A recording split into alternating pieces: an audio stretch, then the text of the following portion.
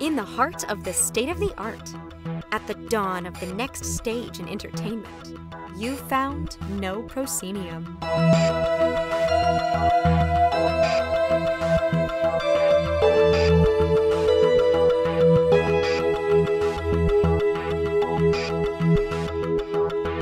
You have indeed found NoPro, the voice of everything immersive. I'm your host, Noah Nelson, and welcome to episode 423 of our ongoing exploration of the immersive cosmos.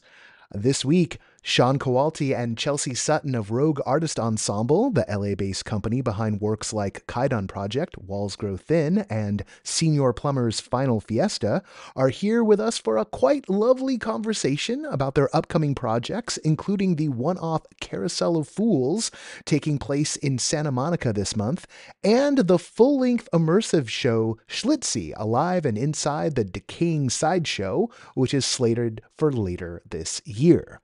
Grab yourself a warm mug of your beverage of choice, or if you're our New Zealand listener, might I suggest a frosty tumbler, and settle in for a delightful chat about the shows, the ensemble's process, and making stories about LA. Speaking of beverages, why don't you come raise one with us if you're in New York City or LA? Come on down on Monday the 29th to one of our 10th anniversary meetups. In Manhattan, we'll be at the Cell Theater, and the guests of honor will be the creative team behind the upcoming The Tiger's Bride, while in LA, we'll be at the Roguelike Tavern in Burbank, our home away from home, as it were, where we will be trying out a community announcements format for those who've got projects to staff up and events to announce. We've got some events to announce, so that's why we're doing it. We're going to share the floor with everybody else. How are we going to do this? I don't know yet. I just decided on this a few minutes ago, and I'm like, yeah, that's how we're going to do. That's what we'll call it, because I knew I wanted to do this about a week ago, and now I've got a name for it. And then I got to figure out a format. Don't worry. It'll be fine. Tickets for both are pay what you can, and we strongly encourage you to lock in those this weekend, as we've got less than 10 for LA and under 25 for New York City. As usual, this will sell out. Those tickets available now. Check the show notes. Remember, NoPro backers get first crack at tickets to these things, along with access to our Discord, where you can connect with fans and creators across the world. We're having a quite lively water cooler discussion right now that I need to get back to. I asked a dumb question when I was meeting up with our friends from Morty for coffee, and check out the Morty app if you haven't, particularly if you're looking for escape rooms. It's an incredibly useful tool for that. So I was meeting with Andy, and I asked a question, and you can join this. Here's an incentive to get to the Discord. I just asked, I just found myself thinking about the Wii and Rock Band. I'm always thinking about Rock Band, that game. Not always, but a lot. And I was like, was that the first immersive gaming, or did they like sort of prime the pump? Did they sort of set up for immersive gaming, sort of like a precursor to the escape room boom? And so Andy and I had a good talk about that over coffee before we talked about some other stuff, the actual reason why we're getting together to talk over coffee. And I dropped it into the water cooler, and I think it's still going on after like a couple of days. So jump on in. There's some fun folks in there. I got to get back to it. I want to spin it in a deeper direction. Anyway, that's the kind of stuff that goes on our Discord. No one asks a dumb question. It's been a while since I've done that. I need to do that more often. If you've got a silly question, you want to jump into the water cooler, please do. NoPro backers, you have access. Head over to patreon.com/NoPro for the hookup. As always, big thanks to our sustaining backers: Samuel Mystery, Chris Woolman, Samantha Davison, Eric Shamlin, Elaine, Daryl, John Boulette, Cameo Wood, Jay Bushman, Jerome Joseph Gentis, Kurt Collins, Ryan, David Bassick, Richard Ayers, Lonnie Hands-On, Lecker the Cool, The Ministry of Peculiarities, and Jan Budman. And hey, we're always on the lookout for community partners who are up for working out special deals for our backers. Hit me up at noah@noproscenium.com for details. How did I nearly mispronounce that? All right, let's get into this episode.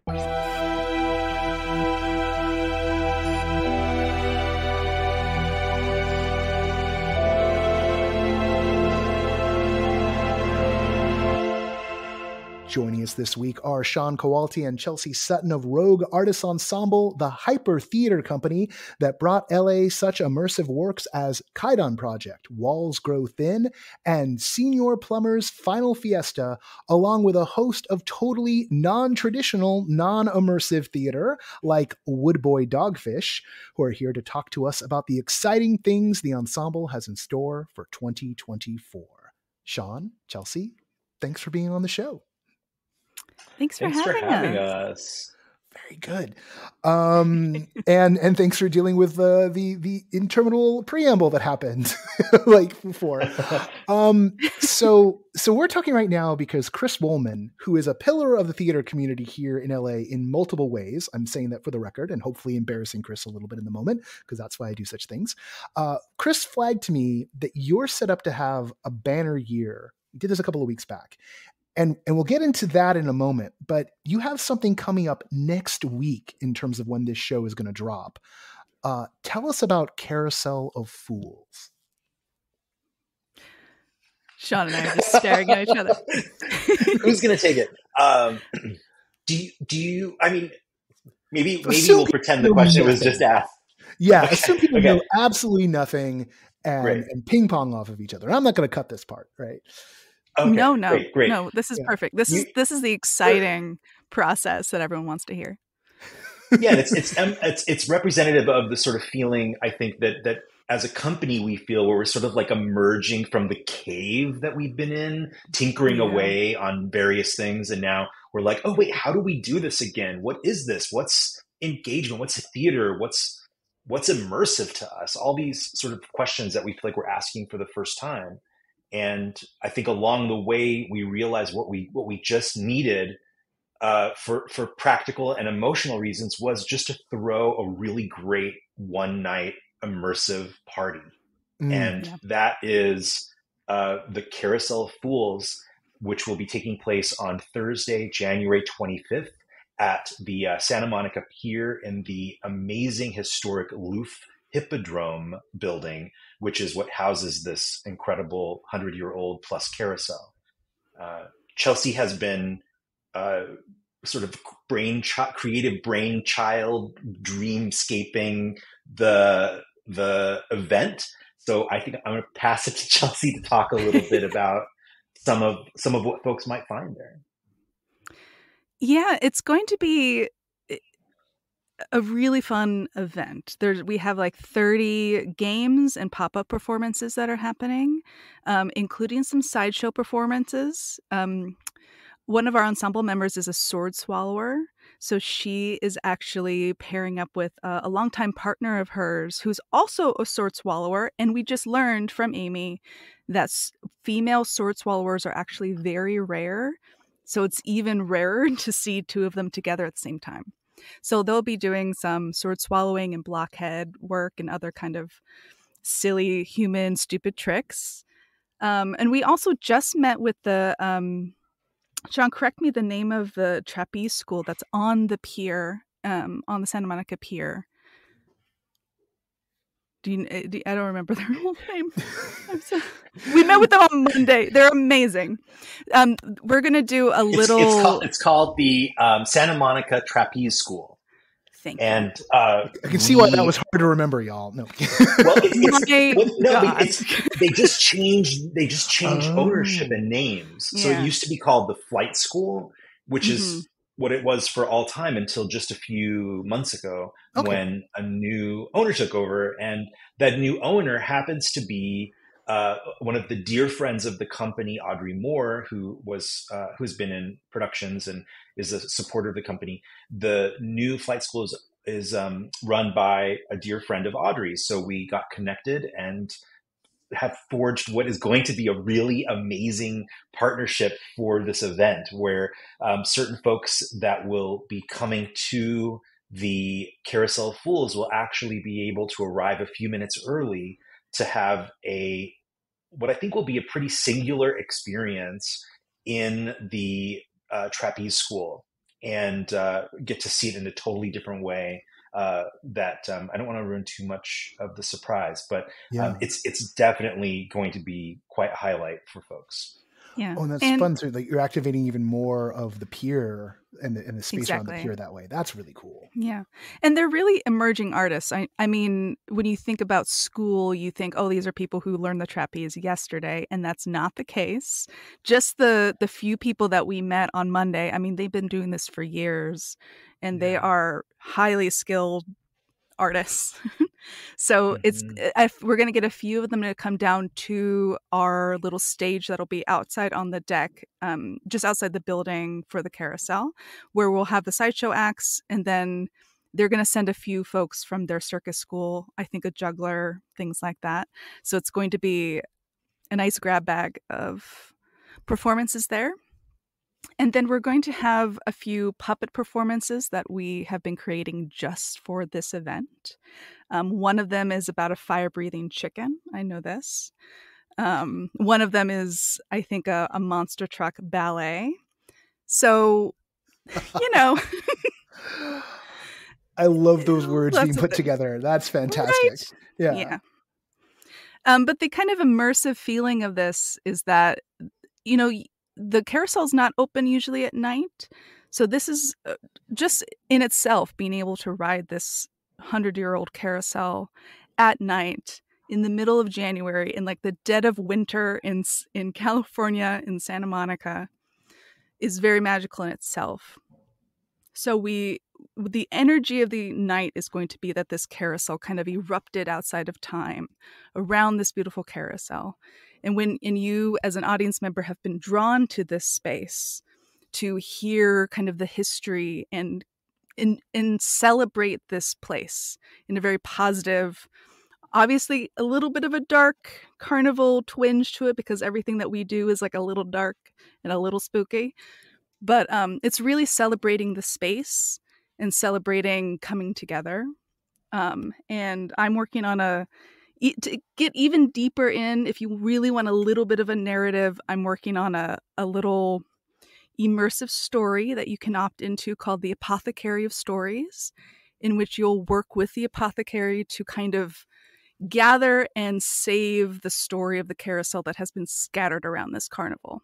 And you have to go and save pieces of it so that we remember it before it's lost to the night. So that feels a little akin to, in kind of a meta way, some of the work you've been doing as a company about sort of stories that are true to LA. And so there's thematic resonance there. I mean, we'll dig down into that in a second. I wanted to circle back to something Sean said about, you know, kind of dusting the cobwebs off and kind of like getting back to like what this means. Like how much has setting up for the carousel, setting up for this party, how much do you feel like it's like, you know, reawakening things? Are there things that and you know, Chelsea, you hop in on this one too, but you feel there are like kind of, you know, muscles that haven't been used for a while, or like flows where you're like, oh, right, we love doing this part of it? I think that the answer is yes to all of it. It's, you know, we, as a company, I think we have always been in movement. You know, our work is very, you know, I think of our work a little bit like a science fair project. We essentially set out with this kind of question. We make a hypothesis, we investigate. Some point we get to a conclusion. That means that each project is essentially always a kind of, you know, we're sort of heading down a path that feels brand new to us.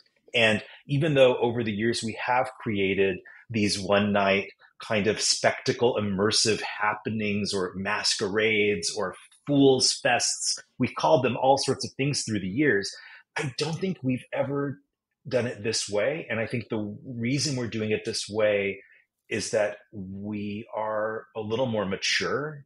We also have amassed such a huge collection of ephemera that part of the way we're curating what this experience is essentially looking into the vault and drawing inspiration and bringing out some of our favorite pieces, making new pieces to complement existing things, and trying to create an experience that balances this sort of need to create in this grand scale of of decadence, but also is responsible to ourselves and to our artists and our community.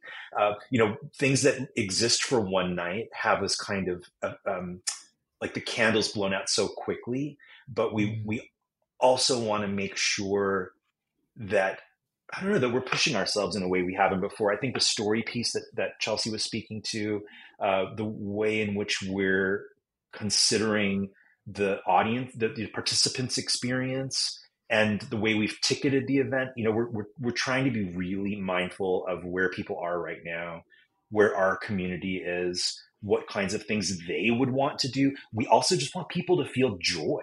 Like at the end of the day, like what we think the world needs, we talk about it a lot, is we need joy and to feel like we can leave our world for a little bit.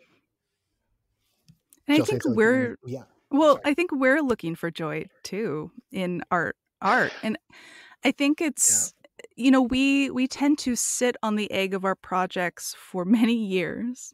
And with COVID and everything, all the things that make theater harder to do right now, even though we've been kind of in a cave, we've been working on stuff. We've been doing readings, and we're on like the verge of doing a real production soon.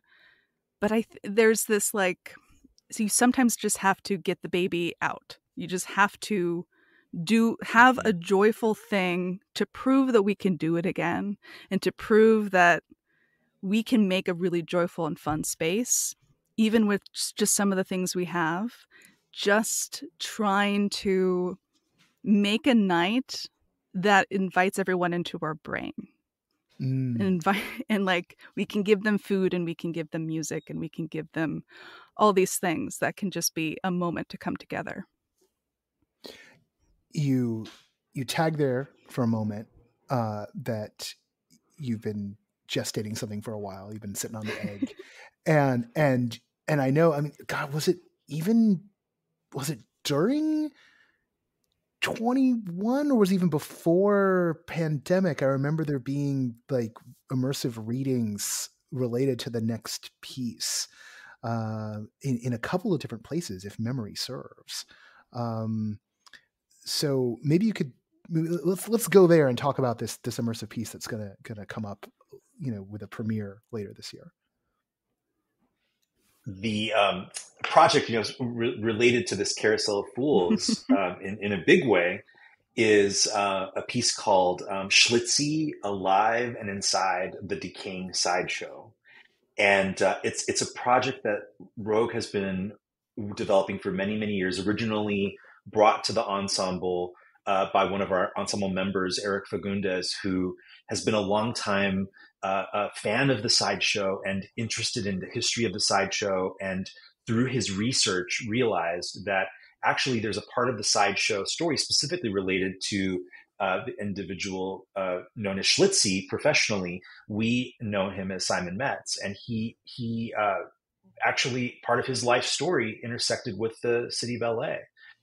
And we began essentially a multi-year process of researching, trying to understand the story we might want to tell, what the parts that are challenging and difficult, all the preconceived notions about the sideshow. And one of the early questions that Rogue always asks of every production is, what's the way we want to tell the story? Like what's the maximum impact for a participant in a narrative experience? And sometimes that is not an immersive piece. Sometimes actually the answer is that we want this to be an audiobook, or we want it to be an installation, or, who knows. But this piece, it felt that we wanted that the way in order for the audience to understand the lives of these people and what it was really like to be in the sideshow at a time when your life was essentially in jeopardy. Your livelihood was in danger of being taken from you. That the way to do that was to put the audience into the sideshow and implicate them into the experience. And so we're working very hard. We're not ready yet to announce when, but it's in the coming months. In the next couple of months, we're going to be announcing where and when this production is going to be happening. And it is going to be a really singular experience where you as an audience member will get to travel back in time, turn of the century, become a part of the sideshow, have very intimate experiences with these artists that are representing. Actually, each actor represents a real person from history. These are not made up people. These are highly researched. In many accounts, we've gotten firsthand testimonies of what these individuals were like to base the script on, and the audience will get to live in this world and understand what it was like, and hopefully along the way build some empathy, build some understanding in a way that maybe they didn't have. One of the big pieces of the project that early on became kind of a core principle or tenet was the inclusion of artists with disabilities. And so for many years, we've been working with a lot of folks from the disabled community, working with consultants on the project who identify as disabled themselves, to create this experience. As all Rogue projects have been made to be inclusive and accessible, this project is going to exemplify that effort and be an experience that from the ground up is able to be enjoyed by folks with lots of different limitations and abilities of input, and trying to think of things in a very different way, which is oftentimes something that's not considered at all in immersive work, unfortunately. Well, and there's, Chelsea, go for it. No, go ahead. Oh, I was just going to ask, like, the part of the thing with like the world of the sideshow, and like in the notes on this production, it's noted that Schlitzie, or the real name you said is, remind me, Simon Metz. That they're in sort of the infamous movie Freaks, which is about sideshows, and there's that word, right? Mm-hmm. And there's always been this tension, I think, between how people, that world, that fragile world of the sideshow, what it kind of made in, the role it played in Americana, in the entertainment industry, at the turn of the century and in the late 19th century, turn of the century, my goodness, it's been 20 years since talking. The children in the audience are talking the turn of the 20th century because I'm that old. And the sort of this outsider status, but also with folks who are, either disabled or differently abled, or just this, there's always been that tension between those two things. And it's interesting to me because you've always been, in my experience of your shows, you've always been fairly conscious of, like, who's getting incorporated, who's at the table to be telling stories and being part of it, and who's being invited to experience. And here's one where it's kind of diving right into the teeth of something that's been painful for a lot of folks over the course of the history of this, and kind of fraught, like the bloodless way of talking about it. But there's a lot of material in here. There's a lot of tension, and there was a lot of exploitation of folks, right? Mm-hmm. So in navigating that, like, what are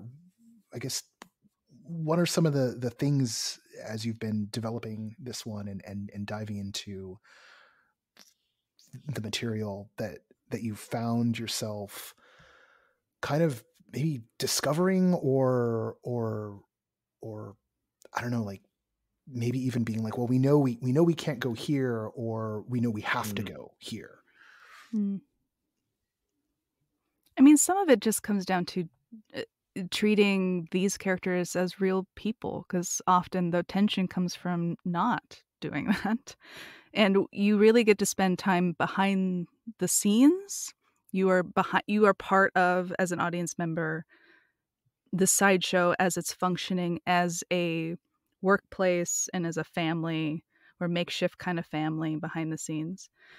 So it's not all presentational or exploitative in that way. We are playing where that line is, because we do want people to think about that uncomfortable feeling of how folks were treated. But then, like, what is the other side of it? Because everything has multiple sides. What were the positive human connections that happened with people working on the sideshow? What did that look like?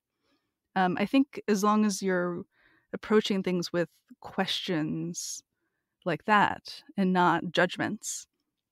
I think we've discovered a lot of amazing things and a lot of really tender moments that Eric has written in the play. Yeah. Mm-hmm. I think too, there would be one way of approaching the piece to essentially make a historical recreation. And although we are researching and we understand, through the work we've done, we have an idea of what that is. We also have been giving ourselves permission to be theatrical, take people on a journey through the imagination, through sort of psyche experience of what it felt like to be these characters, to be these people living in this time and having this job, having this lifestyle. And so sometimes we are purposely putting the audience in the position of someone that's being judged or gazed at in this very uncomfortable way. And other times we're putting the audience in the position of the person that is gazing. And so you get to really experience both. There's also, an approach that we've taken with casting the production, where artists that may identify as being disabled aren't exclusively playing characters that were disabled or people that were disabled, so that you might have someone that's blind, for instance, playing a character, that actually is based on a real person that did not have any vision impairment. And so there's a real sense of shaking up that approach. In the workshops we've done of the piece, we've talked to a lot of artists that have said, oh my gosh, I've never not played a disabled person. And for the audience to sit across from someone, as you often do in an immersive experience, and you're sitting arm's distance from an actor portraying a character, and this person, in many cases from an able-bodied audience perspective, their lived experience as a human, not as a character, is so different. And that just coming together and building that empathy, not even talking about like what characters, what the story is, but just bringing people close to people that are different than themselves, has been, I think, one of the most profound parts of the project for me. And to watch the audience members experience this, which is only kind of like invigorated and made even put more import on that aspect of the production. Even though there's challenges involved and it takes more, it takes a little bit more thoughtfulness and resources. And it's really shifted, I think, in a lot of ways, like all of the Rogue's sort of foundational tenets of inclusivity. We've often been inclusive of the LGBTQIA community and of lots of people that identify in different, ways, but haven't really done that work within the inclusion of the disabled community. So that's a big thing we're just working through right now. Well, I think that's why this needed to be an immersive show versus a proscenium show. I think we've had a lot of discussions about that, especially trying to find a space for this play and all the development. Like, could it be proscenium? Could it be something else?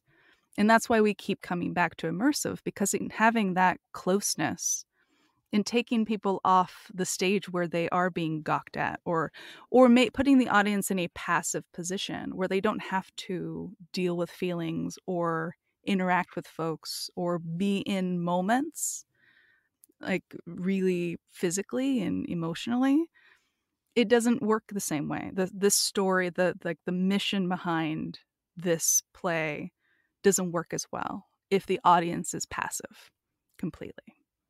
So the human connection and the being really close to people and being able to live as well as we can in that world is what's going to make the show really work.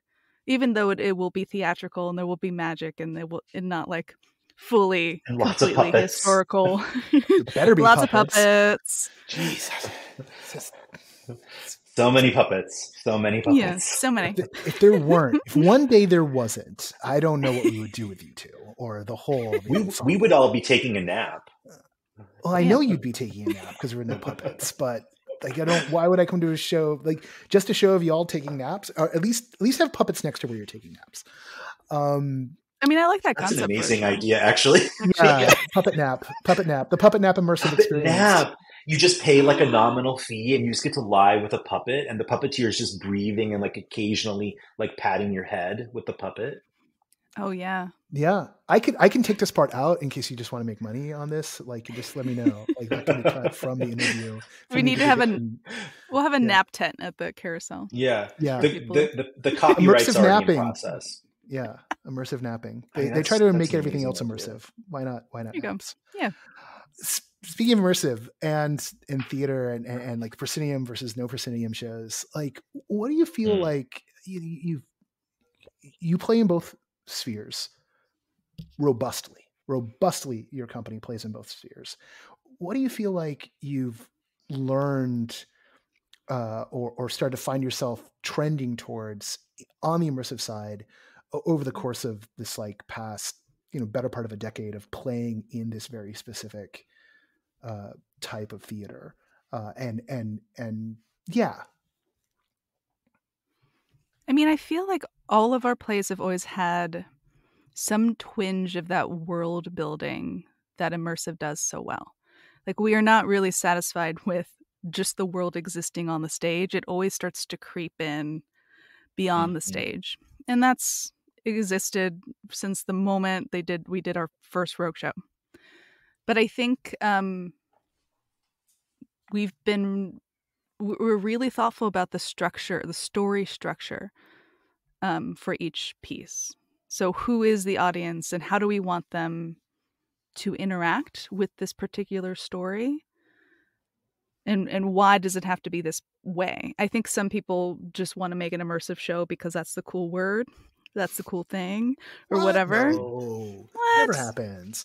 So we try to be really thoughtful when we use that word and we make that choice. Like, well, why does the audience have to be an active participant in this story? Does that actually fulfill the like North Star big question that we have that we're asking in this story? And sometimes that means it's more of an interactive, they're a little more passive, but there's some audience interaction. We break the fourth wall a lot in our shows. So I think we've done a lot of playing over the years, and I think now every time we have a new show, we ask that question not only at the top, but like again and again and again at every time we keep developing it.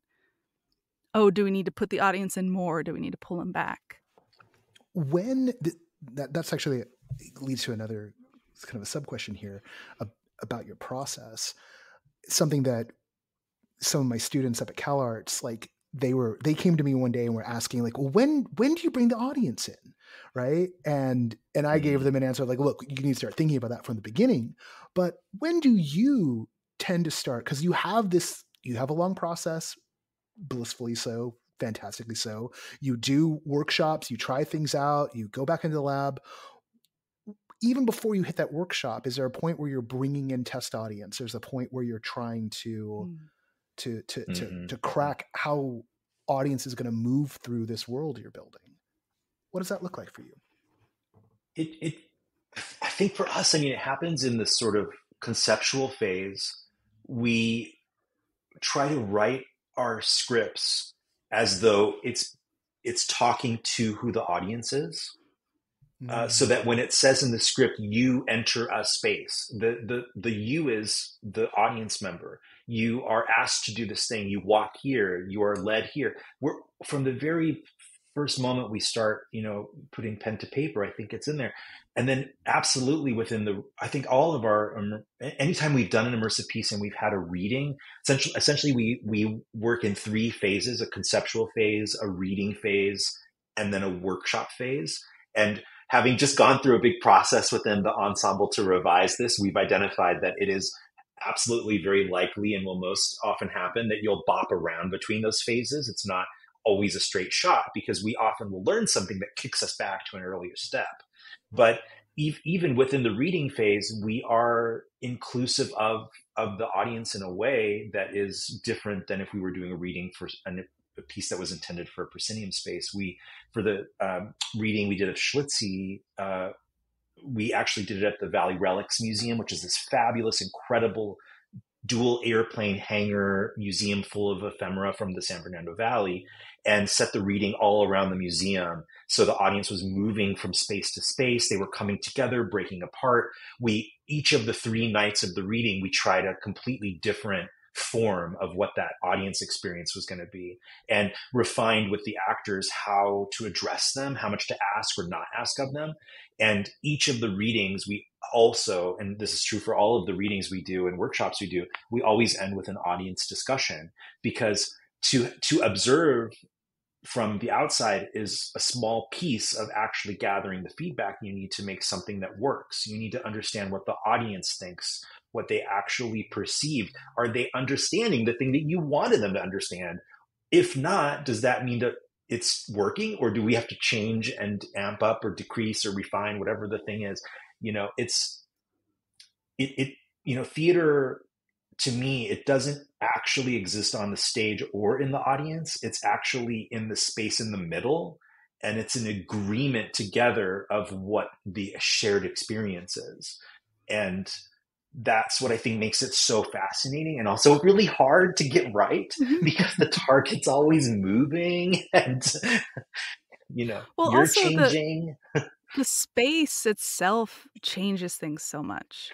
Like as you were talking, Sean, I was thinking about the very, very first Kaidan workshop we did, which was at the Japanese Gardens in Van Nuys, which couldn't be a different space than where we ended up in the 6-story creepy warehouse. Which everyone knows is now the home of the Nest and a bunch of escape rooms. I think the Nest is literally on the floor that y'all were on. Right? Yes, they are. Oh, yes. It's kept its tradition. They were wondering how all of the wonderful holes were put in the walls for their electrical systems. And I said to them, I did it. We did it with a sledgehammer. Yeah, actually, my father went there and taught people how to do demolition so we could get those walls down. So we can all thank my dad for that. Yes. Chelsea's dad is directly responsible for the Nest existing. So he helped build theater sets when I was in high school, and it just keeps going into adulthood. But whatever.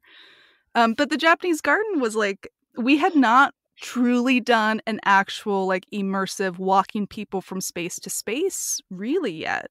So that was like, we had these little scenes, a lot of them, some version of them ended up in the final show, but like it was an afternoon in a garden and walking people around, just totally different vibe.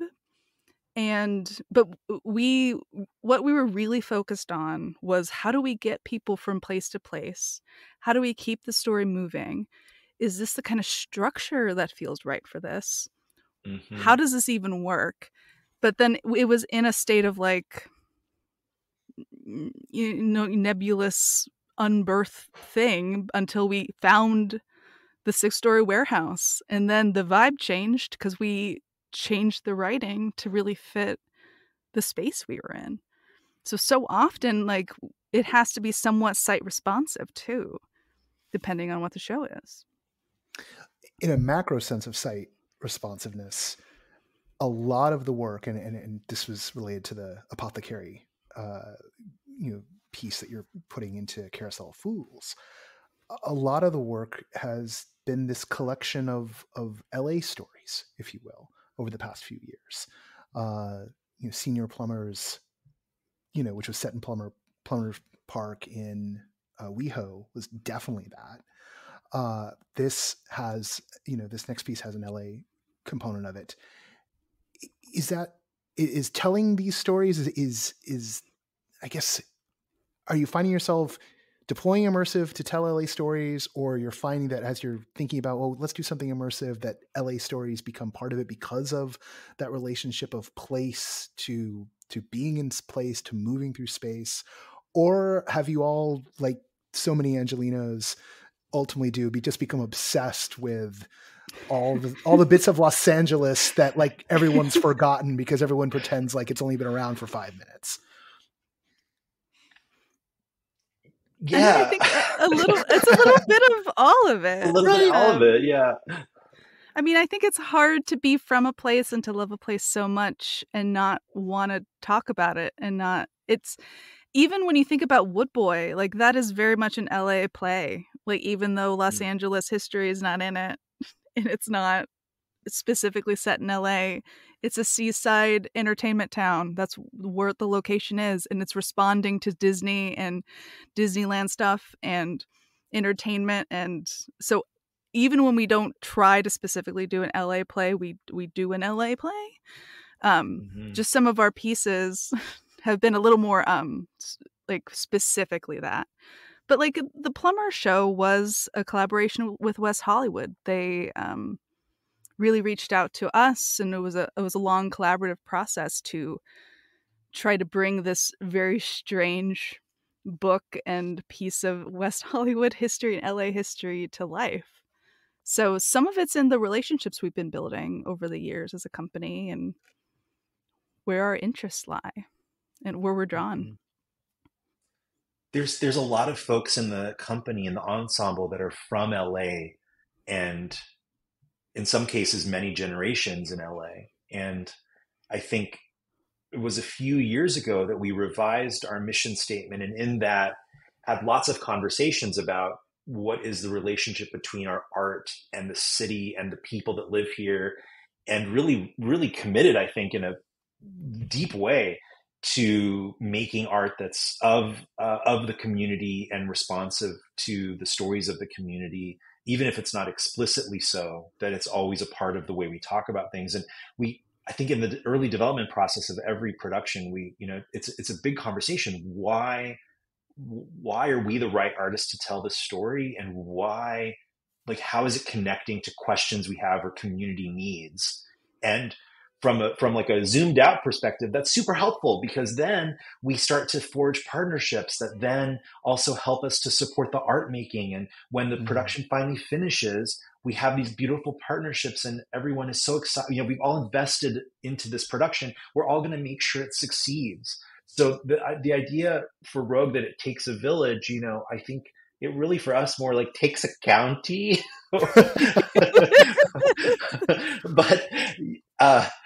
But it's better for it, right? It's better, as messy as it is and as complicated the process is, it's better for it. You tend to work on a long time scale here. So I'm a little curious, how many eggs are squirreled away in the coop right now that are being warmed? Although I just caused terror in Sean's eyes while Chelsea laughs. Sean looks terrified. Yeah, like, I mean, maybe not in an absolute sense of what you're actually got right now, but like, how many do you tend to be juggling, like, behind your back while you're making something at the same time? Well, we can answer that as from a perspective of what is the reality right now and what our goals are as a company. Yeah. That's a great way. I think our long-term goal is to always to be able to have a one main stage production a year, and then have at least 2 others that are in active development leading up to that.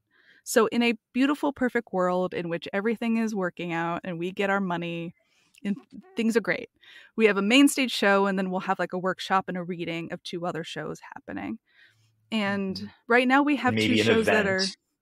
And then an event like the Carousel of Fools. Some little things here and there. Yeah. And right now we have 2 shows that are nearing the production phase, and we're figuring out when those things are going to happen. And we have another script that has actually come out of the Rogue Lab, which is a writing new works incubator that I started with Lisa Dring a few years ago. That we're doing some workshopping of that probably this year. And then I have a weird horror play that is in more the idea phase that, that's which, and we're working on that this year too. Yeah. Working on that. We also are working on our Cowboy Electro project, which is I knew there was another one. Production we've been working on for, I think, about 15 years, if you can believe it or not. And we keep taking it on and off the shelf and leaving it in the attic for a long time. But this piece is closer than it's ever been to finally crossing the finish line. And we're going to be doing a concert of just the music from the piece. It's a telling of the Greek Electra myth, but it's set in a saloon space, so it is an immersive experience, and it is it is also exploring the old like spaghetti Western and California history themes. So Electra is actually, she lives at the saloon. Her mother is Nessie, based on Clytemnestra. Nessie is the saloon owner, and she runs the saloon after her husband mysteriously disappeared because she happened to murder him. And you, the audience, are in the middle of the saloon as it basically dives into acid westerns with a live band. And oh my God. That piece we're gearing up to premiere in the next couple of years. We have a workshop we're going to be doing of that piece as well. It looks like at a museum. I won't tell you where, but a museum later in the year. And then we have this year another premiere, and actually this production is in a theater space, so it's not immersive in the traditional sense, but it's a production called Happy Fall, a queer stunt spectacular. And it is a live participatory stunt show that is looking at cinema, queer cinema history and stunt history, and also features a lot of puppets, including one that we light on fire. So we have you told the insurance people about participatory stunt show and fire yet? So we have. We're going to just send them this podcast. Yes, that's right. If they have any questions, if it's not in this podcast, then why is it? There's an underwriter who listens to this on the regular, so that's amazing. Yeah, I love it. Maybe they'll reach out and be like, "Oh, we'd love to take your money." No, but then because fire, they're like, "No, stay away." Actually, Anyway, okay, fun. We have there's trained stunt professionals working on that production, actually. So we've been getting guidance on the fire. Luckily, it's just a teeny amount of fire, but it's going to be enough to make the impact we need. And that production, Happy Fall, is going to open up in the fall in Los Angeles. And we're in the next couple of weeks, we're going to be announcing the dates for that and the location. Oh, that's fantastic. See, again, banner year, like lots of stuff coming. You've been baking for a long time and now exploding out. So we feel it. It's exciting. It's good to have some of these babies, because prior to the pandemic, we had actually been doing all this infrastructure work to do the thing that Chelsea was saying, which was to have a finished production ready each year. And then the pandemic, for so many organizations, the partners that we had lined up, the relationships we had built, some of those organizations just didn't come back. And so a lot of the work we had done to plan, we had to really start over, which is, I think, what's taken us a little bit to figure out the strategy to realize these next productions. Also in 2017, 2018, that was a very packed year for us. And it was just the way things worked out. Like we had Kaidan in the fall of 2017. We had the second Woodboy production at the Gary Marshall in spring of 2018. Yeah. And then we went straight into Plummer in the fall. Yeah. And so we were tired in 2019.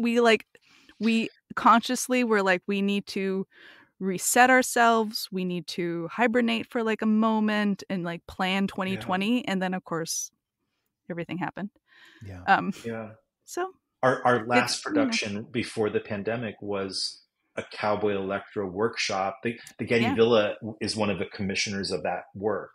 And so we were doing a residency at the Getty Villa. And I remember in one of our check-ins, one of the artists working on the production had said, "Hey, did you hear about this virus going around?" And she just cavalierly said, "Wouldn't it be wild if this was like the last theater thing we did for a while?" And about 2 weeks after that, the world was shutting down. We were like right at that moment. And I hadn't, for all of us, it was a big changing kind of breath, but it's, nothing is different. Nothing is different. Nothing is the same as it was. And therefore, for all these productions, you know, for everything we're doing, we are forcing ourselves to try to ask the question of like, is this the way we want to do it? Do we want to change it? What's the better way? What's the gentler way for ourselves, for our artists, for the audience? You know, how can we just be mindful and try to take the experience of the last few years and really make it a part of the art we're making, you know, in terms of not forgetting it. Yeah. Well, there's a lot to look forward to out of your shop this year and beyond. And I'm really glad we got a chance to like flag that for everybody, because I think that for those who are in LA and haven't caught one of your shows before, and I think a fair number of people who listen to the show have, like, one, I hope they go down to the Carousel and get a little taste, just because y'all activating that space is an exciting prospect in and of itself, just to watch however you're going to wind up playing with it. And then everything else that's set up, that you've got a full immersive show coming, that there's more shows, and that it feels like the machine is starting to warm itself up and get things going again. That's a good sign. I'm very glad that here, as kind of arts in LA keeps on reawakening, that the pandemic didn't take y'all out, and that the stuff that we were going to get, we're going to get. That's a good feeling. It's a good feeling.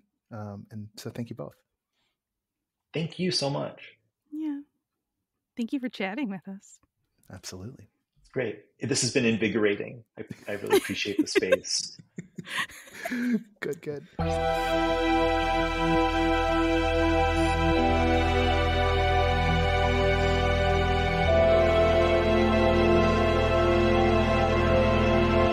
Once again, I want to thank Chelsea and Sean for being our guests on the show this week. I also, again, want to thank Chris Woolman for hooking this up, for pinging me on the internal NoPro Slack and saying, hey, you should pay attention over here, because that was a delightful conversation. And then we talked for I think another hour after we stopped the recording. All right, that's it for this week. There's plenty on the site right now. We've gotten right back into the now playing and coming soon game. I believe, as I'm recording this, already up on the site this week is Now Playing the Nose, which is in New York City, and coming soon, Dragon Slayer, which is going to be up in Seattle. And that's with some folks who performed in Sleep No More and at the McKittrick. That's the creative team behind that, are seasoned immersive folks. And then we've also got one in the shoot for Temp Cupid. So probably before Friday is through, that'll hit. And I am assembling the call sheet even as we speak, even as my microphone makes some clicking sounds. So I think I need to check and see if this recording went fine. All right, this part of the recording. The rest of it's totally fine. There you go. Behind the scenes, it's distracting. That's it. Let's do the credits, and we'll talk next week, because we've got some more podcasts lining up. There's a lot of work to be done. We're right back in it. The associate producer for the podcast is Parker Sella. Music for No Proscenium is by Chris Porter of the Speakeasy Society and Solar the Podcast. Special thanks to Siobhan O'Loughlin for voicing our intro. Hi, Siobhan. Hope Paris is treating you well. Siobhan's on a little trip right now. The NoPro podcast is written, edited, hosted, produced, and mixed by yours truly. I'm Noah Nelson, and until next time, I'll see you at the show.